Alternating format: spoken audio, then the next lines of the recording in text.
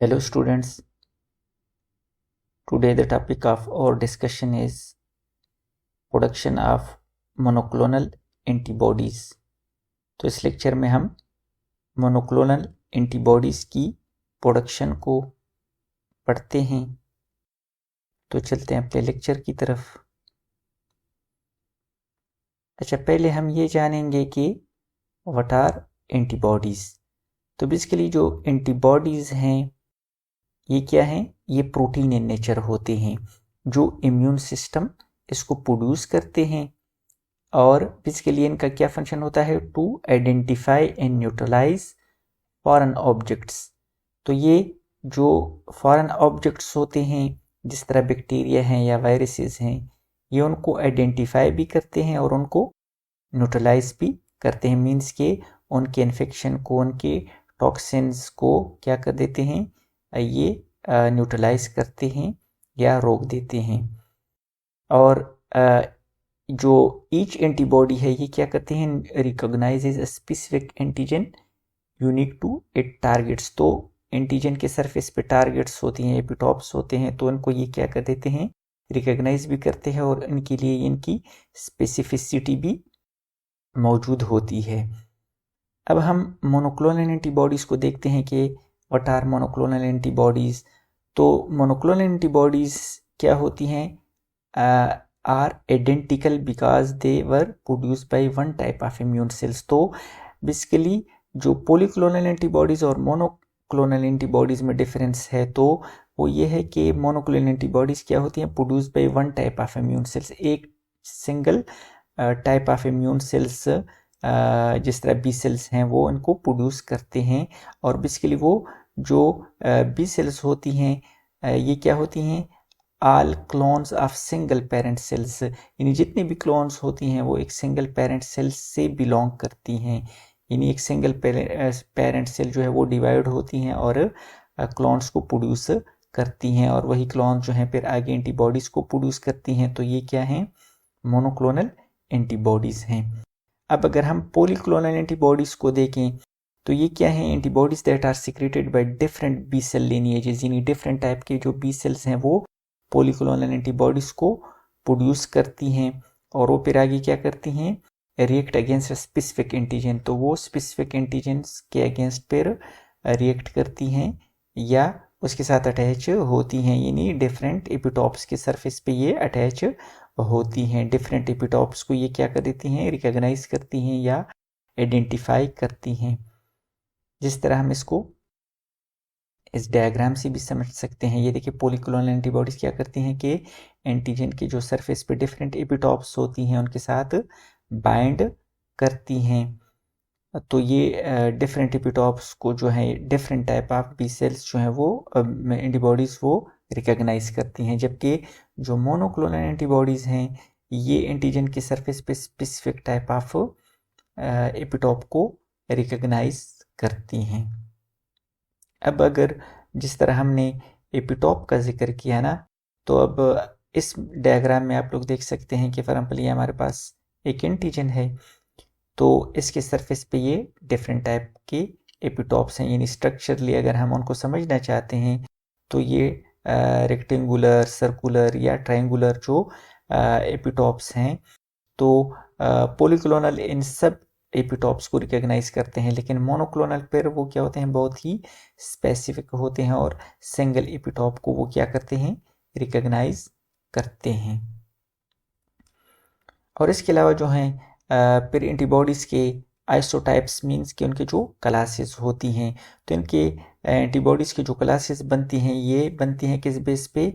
Heavy chain के base पे, और उसमें फर्दर फिर जो उनके कांस्टेंट डोमेन है, यानी हेवी चेन में जो कांस्टेंट रीजन्स होती हैं या डोमेन्स होती हैं उधर उस बेस पे हम इनकी क्लासेस बनाते हैं। तो एंटीबॉडीज़ को हम 5 क्लासेस में डिवाइड करते हैं और इनको क्या कहते हैं? आइसोटाइप्स कहते हैं। तो आइसोटाइप्स के बेस पे इनकी जो क्लासेस हैं वो 5 हैं, यानी IgG, immunoglobulin G, IgA, IgM, IgD और IgE, ये इनकी क्लासेस हैं। और फॉर एग्जांपल ये जो हमने जिक्र किया हेवी चेन और कांस्टेंट रीजन का ना, तो ये भी हम समझते हैं। ये देखिए, हमारे पास अगर ये एंटीबॉडी है तो इनकी ये रीजन्स हैं, जिस तरह ये वेरिएबल रीजन्स हैं, ये हाईली वेरिएबल होती हैं और एंटीजन के साथ ये बाइंड करती हैं, और ये जो है कांस्टेंट रीजन होती हैं। तो इधर जो है लाइट और कांस्टेंट लाइट चेन और हेवी चेन भी होते हैं। ये हमारे पास जो है वो हैवी चेन्स होती हैं और ये साइड पे हमारे पास लाइट चेन होती है। तो बोथ हेवी चेन और लाइट चेन में फिर कांस्टेंट रीजन मौजूद होते हैं, जबकि टॉप पे जो एंटीजन बाइंडिंग साइट होता है उधर वेरिएबल रीजन्स हमारे पास मौजूद होती हैं।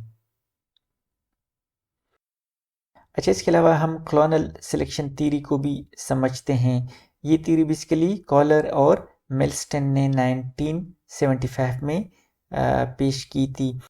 तो बेसिकली ये थ्योरी जो है सर्कुलेट होती है, ये हाईलाइट करते हैं किसको, जो हमारे पास नॉर्मल सेल्स और माइलोमा या मैलिग्नेंट सेल्स की जो फ्यूजन होती है ना, तो उस बेस पे उन्होंने ये थ्योरी पेश की थी। तो इस थ्योरी में उन्होंने ये कहा था कि फॉर एग्जांपल हमारी बॉडी में जब कोई एंटीजन एंटर होता है ना, तो हमारी बॉडी में जो है स्पेसिफिक टाइप के लैम्फोसाइट्स होते हैं, जिसको हम बी सेल्स कहते हैं। तो वो क्या होते हैं, प्रोलिफरेट होते हैं या प्रोड्यूस होते हैं इस स्पेसिफिक टाइप के एंटीजन की एंट्री से।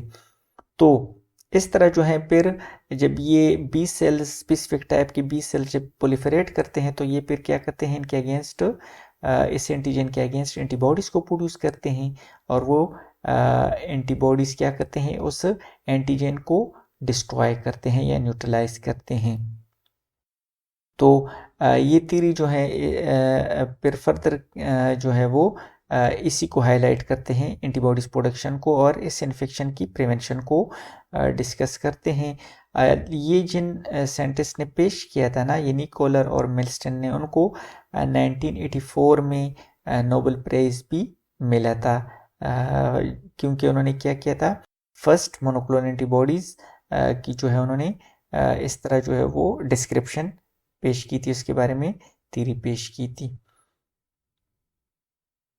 अच्छा, इसके अलावा जो है हाइब्रिडोमा टेक्नोलॉजी, ये मोनोक्लोनल एंटीबॉडीज़ की प्रोडक्शन में जो है हम ये हाइब्रिडोमा टेक्नोलॉजी को यूज़ करते हैं, और ये कहते हैं मोस्ट कॉमन मेथड है जो जिससे हम क्या करते हैं, प्रोड्यूस मोनोक्लोनल एंटीबॉडीज़।